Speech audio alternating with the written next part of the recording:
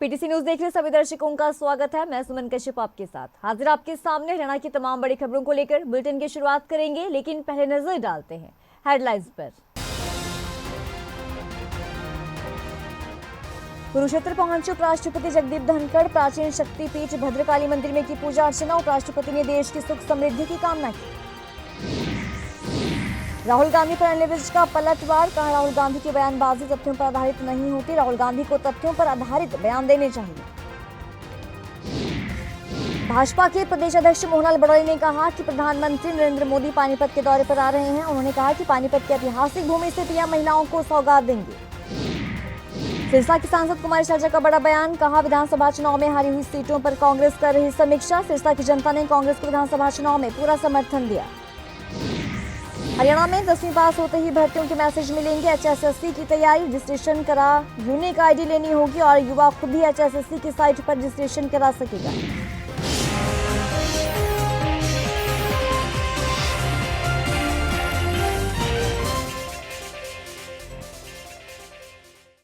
और अब खबरें विस्तार से। धर्मनगरी कुरुक्षेत्र में उपराष्ट्रपति जगदीप धनखड़ पहुंचे। कुरुक्षेत्र पहुंचकर सबसे पहले उपराष्ट्रपति जगदीप धनखड़ ने हरियाणा के प्राचीन शक्तिपीठ भद्रकाली मंदिर में पूजा अर्चना कर देश की सुख समृद्धि की कामना की और चांदी के घोड़े भी अर्पित किए। इस मौके पर उनके साथ हरियाणा प्रदेश के मुख्यमंत्री नायब सिंह सैनी, राज्यपाल हरियाणा बंडारू दत्तात्रेय और मंदिर समिति के लोग भी मौजूद रहे। इसके बाद उपराष्ट्रपति जगदीप धनखड़ कुरुक्षेत्र ब्रह्म सरोवर पर आयोजित अंतर्राष्ट्रीय गीता महोत्सव में पहुंचे।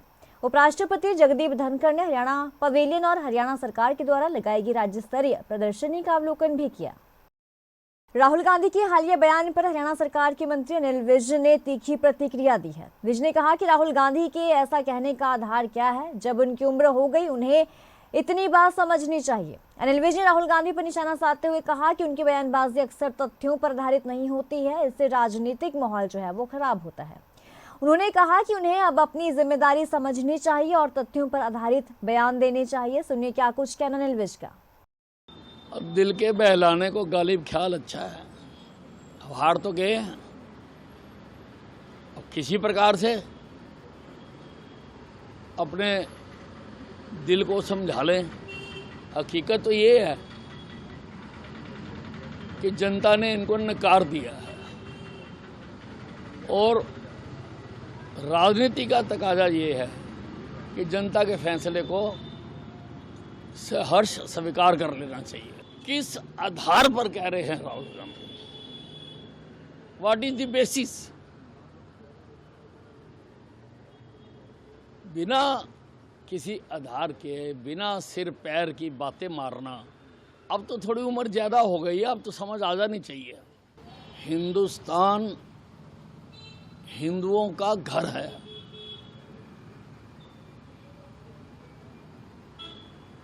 हिंदुस्तानी अपने घर में अपने आराध्य का नाम नहीं लेंगे तो किसका नाम लेंगे? अब ये तो मानते नहीं।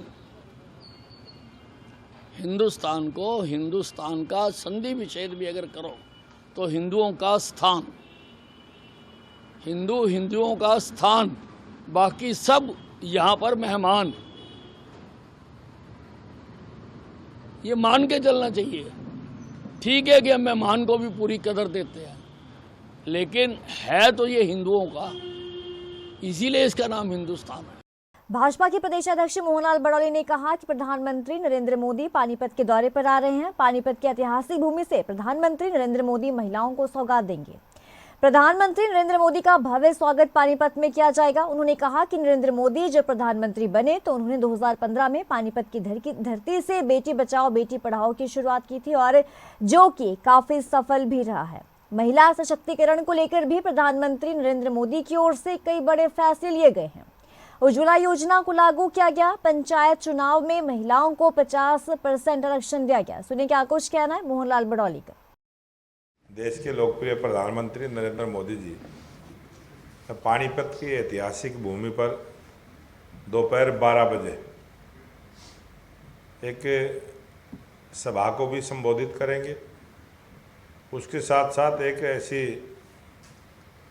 योजना का शुभारंभ करेंगे जो पूरे देश की महिलाओं के लिए रोजगार के नए अवसर देने की योजना है और उसका शुभारंभ पानीपत के ऐतिहासिक भूमि से होगा। पानीपत की ऐतिहासिक भूमि का चयन जो देश के प्रधानमंत्री नरेंद्र मोदी जी ने किया है और कल 9 तारीख को 12 बजे आएंगे। मैं बहुत बहुत धन्यवाद आभार प्रकट करता हूं कि ये सौभाग्य हरियाणा के कार्यकर्ताओं को मिला है कि मोदी जी का कल भव्य स्वागत पानीपत में होगा और ऐसा स्थान जहां 2015 में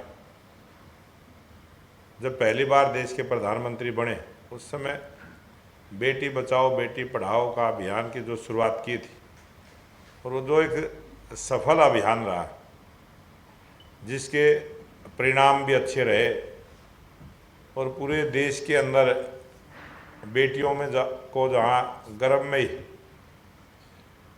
ख़त्म करने का एक मानसिकता बनी हुई थी, जहाँ वो मानसिकता दूर हुई, एक जागरूकता पूरे देश में आई और बेटियों को बचाने का और पढ़ाने का। आयोग की तैयारी है कि 10वीं पास करने के बाद युवा खुद ही HSSC की साइट पर रजिस्ट्रेशन करा सकेगा और इससे उसकी यूनिक आईडी बनेगी जो जॉब लगने तक काम आएगी। इसके बाद योग्यता के अनुसार भर्तियां की जानकारी जो है वो संबंधित युवा को मैसेज या ईमेल से मिलेगी। इसके लिए वो आवेदन कर सकता है। जब युवा 12वीं या ग्रेजुएशन या पोस्ट ग्रेजुएशन के अलावा कोई अन्य डिग्री हासिल करेगा तो वो अपनी क्वालिफिकेशन अपनी आईडी के साथ अटैच भी कर सकेगा। जब भी आयोग क्वालिफिकेशन के हिसाब से अन्य भर्तियां निकालेगा तो ये जानकारी युवाओं को आसानी से मिल सकेगी। तो इसका ट्रायल सफल होने पर लागू किया जाएगा। आयोग के पास जॉब और बेरोजगारों की पूरी डिटेल भी होगी। इसी के अनुसार आयोग किसी भी एग्जाम की तैयारी भी कर सकेगा और क्योंकि कई बार जब कोई परीक्षा ली जाती है तो उसके लिए एंट्रेंस होता है। जब पहले से पता होगा कि किस युवा ने किस जॉब के लिए आवेदन किया है तो उसके अनुसार ही सीटिंग प्लान भी तैयार किया जाएगा। तो सिरसा की सांसद कुमारी शैलजा ने बड़ा बयान दिया। उन्होंने ये कहा कि हरियाणा विधानसभा चुनावों में हारी हुई सीटों पर कांग्रेस समीक्षा कर रही है। सिरसा की जनता ने लोकसभा चुनाव में मेरा भरपूर साथ दिया। जिला सिरसा की जनता ने कांग्रेस का पूरा विधानसभा चुनावों में समर्थन दिया। समीक्षा हो रही है। मैं तो धन्यवाद करूंगी आपके माध्यम से कि हमारे पूरे इलाके ने न केवल मेरा साथ दिया बल्कि उसके पश्चात जब विधानसभा चुनाव हुआ उसमें भी हमारा भरपूर साथ दिया है। कांग्रेस जीती है, 1 सीट हम 2 हारे हैं थोड़े से मार्जिन से, लेकिन उसके अलावा पूरे संसदीय क्षेत्र ने बहुत मदद की है। सबकी इच्छा थी, लोगों में आवाज़ थी कि कांग्रेस की सरकार बने। कुछ कारण रहे जिनके कारण हम नहीं कर पाए।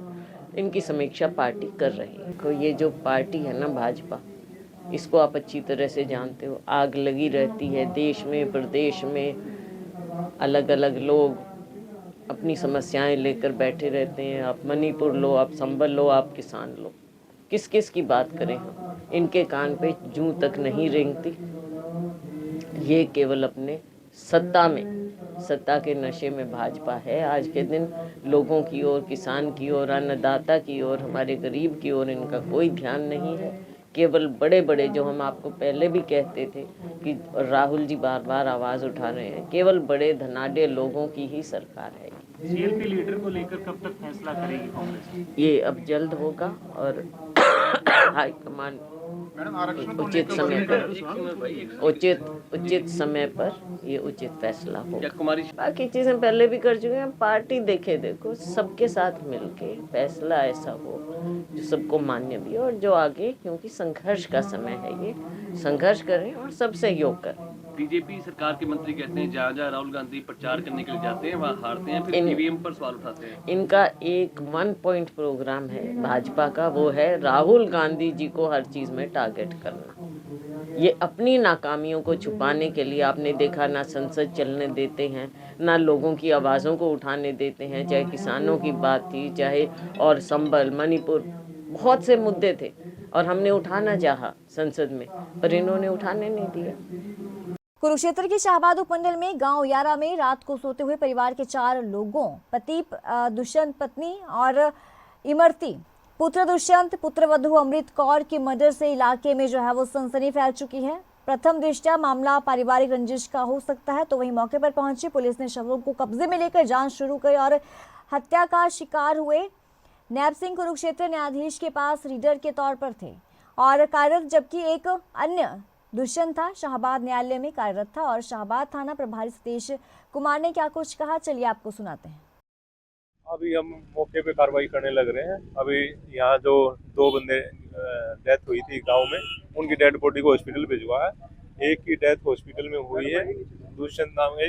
एक लेडीज भी हॉस्पिटल में जिसकी डेथ हो चुकी है। एक छोटा बच्चा है जिसकी 12-13 साल एज है, वो अभी बचा हुआ है, उसका इलाज चल रहा है। अभी इनकी स्टेटमेंट वगैरह रिकॉर्ड करने लग रहे हैं, जांच करने लग रहे हैं। जांच करने के बाद आपको सारे फैक्ट जैसे क्लियर होंगे बता दें। एक जो मेल की डेड बॉडी मिली है उसके गले पे चोट है, जो फीमेल की डेड बॉडी मिली है उस पे गले पे कोई चोट के निशान नहीं है, फिर भी पोस्टमार्टम के बाद क्लियर होता है। सीसीटीवी कैमरे लगे हुए हैं, लेकिन अभी किसी को पासवर्ड वगैरह नहीं पता है। बाद में पासवर्ड का पता करके कैमरे चेक करेंगे। अभी तक कोई हथियार वगैरह कुछ बरामद नहीं हुआ। अभी हमारी टीम यहाँ काम करने लग रही है और जैसी इन्वेस्टिगेशन के बाद में जो सामने आएगा बता दें। तो कांग्रेस के रोहतक लोकसभा सांसद दीपेंद्र सिंह हुड्डा ने हरियाणा विधानसभा के नेता प्रतिपक्ष के चयन पर कोई भी जवाब नहीं दिया। दीपेंद्र हुड्डा ने भाजपा को कांग्रेस के संगठन नहीं होने के कारण हारने और कांग्रेस खत्म होने वाले सवाल का जवाब भी दिया।